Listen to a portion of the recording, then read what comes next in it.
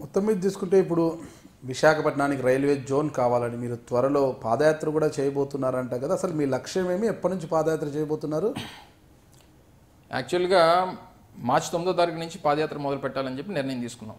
ఎన్నికల కోడ్ అది రావడం, ఎన్నికలు పట్టభద్రుల ఎన్నికలు కానీ లేకపోతే టీచర్స్ ఎన్నికలకు సంబంధించి ఎన్నికల కోడ్ ఉందని చెప్పి 30వ తారీఖుకి పాదయాత్ర పోస్ట్పోన్ చేసుకుని రేపు మార్చి 30 నుంచి పాదయాత్ర మొదలు పెడతాను. పాదయాత్ర చేయాల్సినటువంటి కారణం ఈరోజు మా ప్రాంతంలో ఉన్నటువంటి చాలామంది ప్రజలు మీకు చెప్పినట్టు ప్రశాంతంగా ఉన్నటువంటి నగరం, ప్రశాంతంగా ఉన్నటువంటి ప్రజలు వాళ్ళలో పోరాట స్ఫూర్తిని నింపాలని ఈరోజు ఇది ఇప్పటిదో కాదు 4th లోక్సభలో పార్లమెంటు మనకు మొదలుపెట్టిన తర్వాత ఈరోజు 16వ లోక్సభ నడుస్తుంది. 4th లోక్సభలో ఫస్ట్ అప్పుడు మాకు ఎంపీగా ఉన్నటువంటి తెన్నేటి విశ్వనాథం గారు విశాఖపట్నానికి రైల్వే జోన్ కావాలని చెప్పి పెట్టినటువంటి డిమాండ్ అది దాదాపు 4.5 దశాబ్దాల క్రితం. ఆ రోజు నుంచి ఈ రోజు వరకు పోరాటం జరుగుతూ ఉంది. కాకపోతే అది మా హక్కుగా మొన్న 2014 చట్టం చేసినప్పుడు 2014లో ఏదైతే విభజన చేసినప్పుడు అది చట్టంగా మా హక్కుగా చేసినటువంటి పరిస్థితులు ఉన్నాయి. హక్కుగా చేసిన తర్వాత కూడా ఈరోజు పోరాటం చేయాల్సినటువంటి పరిస్థితి వచ్చినందుకు బాధపడతా ఉన్నాం. గత సంవత్సరం మీకు తెలిసి ఉంటుంది, ఏప్రిల్ 14 నుంచి 5 రోజుల పాటు ఆమరణ నిరాహార దీక్ష చేశాను నేను.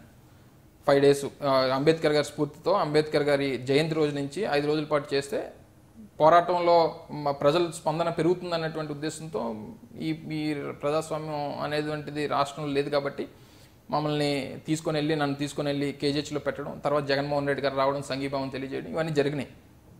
తర్వాత ఎన్నో ఉద్యమాలు చేసాం, రైలు రోకో చేసాం, అన్నీ చేసాం.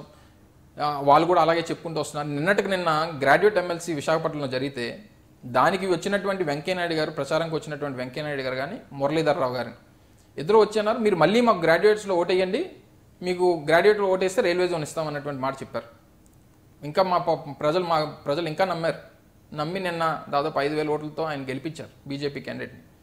ఈరోజు రైల్వే జోన్ ఇస్తారా అన్నటువంటి ప్రకటన చేస్తారని నమ్మకంతో వాళ్ళు ఉన్నారు. అయినా సరే చేస్తారని చెప్పి వాళ్ళు నమ్మించినప్పటికీ మేమైతే మాత్రం మా పోరాటాలను ఎక్కడ కూడా వెనకడుగు వేసేటువంటి పరిస్థితి అయితే లేదు. అందుకనే ఈ పోరాటాన్ని ప్రజల్లోకి తీసుకొని వెళ్ళాలి, ప్రజల్ని ఈ పోరాటంలో భాగస్వాములు చేయాలి, వాళ్ళని ఎడ్యుకేట్ చేయాలి. అది వస్తే మనకు వచ్చేటువంటి లాభాలని ప్రజలకు చెప్పాలనేటువంటి ఆలోచనతో ఈ పాదయాత్ర దాదాపు 250 కిలోమీటర్లు చేయాలని చెప్పి ఒక 15 రోజులు కార్యక్రమం చేయాలని చెప్పి నిర్ణయం తీసుకున్నాం. ఎక్కడి వరకు? అనకాపల్లి ప్రాంతం నుంచి భీమిలి, మా జిల్లా ఎండింగ్ అయినటువంటి భీమిలి వరకు చేయాలని చెప్పి నిర్ణయం తీసుకున్నాం. సహజంగా మాకు మొన్న ఒక సందర్భంగా ఒక మాట అన్నాను. భీమిలి ఎందుకు పెట్టుకున్నారు? భీమిలి బీచ్లో, భీమిలి ఎండింగ్ మా జిల్లా బోర్డర్ అండి. భీమిలి బీచ్ అని, భీమిలికి బీచ్లో విరమించాలండి పాదయాత్ర. బీచ్ అని కాదు, భీమిలి బీచ్ అంటే మాకు ఒక కార్నర్కి మాకు అంత బీచ్ వస్తుంది. అలాగైతే అనకాపల్లి నుంచి ఒక 10 కిలోమీటర్లు వెళ్తే మాకు బీచ్ వస్తుంది. ప్రతి కాన్స్టిట్యూన్సీ మా గాజు ఆనుకొని బీచ్ ఉంది. భీమిలి చాలా బీచ్లు ఫేమస్, కానీ అలాగేం లేదండి. ఇంకొకటి ఏంటంటే, ఇంకొక మాట కూడా మనం చెప్పాను. సహజంగా మా ప్రాంతంలో ఉన్నటువంటి ప్రజలు, యువకులు, లేకపోతే మీకు ఈ ప్రాంతంలో అంటే మా ప్రాంతం కాదు, మన ఆంధ్ర రాష్ట్ర ప్రాంతంలో తెలంగాణలో జరిగినటువంటి తెలంగాణ ఉద్యమానికి మన ఉద్యమానికి చాలా తేడా ఉంది. మన ఉద్యమం కొంత ఫ్యాబ్రికేటెడ్ ఉద్యమంగా చాలామంది చిత్రీకరిస్తారు. వాస్తవాల్లోకి వెళ్తే కొన్ని ప్రాంతాల్లో ఆ రకంగానే జరిగినటువంటి పరిస్థితులు కనబడ్డాయి. మనకు సీరియస్నెస్ లేదనేటువంటిది కేంద్రంలో ఆ రోజు ఉన్నటువంటి కాంగ్రెస్ పార్టీ అనుకుందో వాళ్ళ స్వార్థ లాభాల కోసం, వాళ్ళ ప్రయోజనాల కోసం చేసేసింది. నేను అందుకనే మొన్న ఒక సందర్భంలో ఒక ప్రసంగంలో చెప్పాను, పోరాడేవాడు పక్కింట్లో పుట్టాలి, పోరాట ఫలితాలు మాత్రం మన ఇంటికి దక్కాలని అనుకున్న రోజులు కూడా మనం ఏ రోజు కూడా పోరాటంలో మనం విజయం సాధించలేం.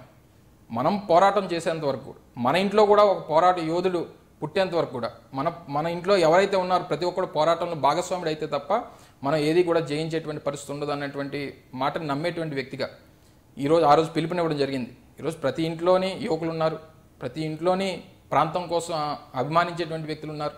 అందుకనే ప్రతి ఇంటిని మనం తట్టాలి, ప్రతి ఇంట్లో ఒక వ్యక్తిని మన పోరాటంలో భాగస్వామ్యం చేయాలి.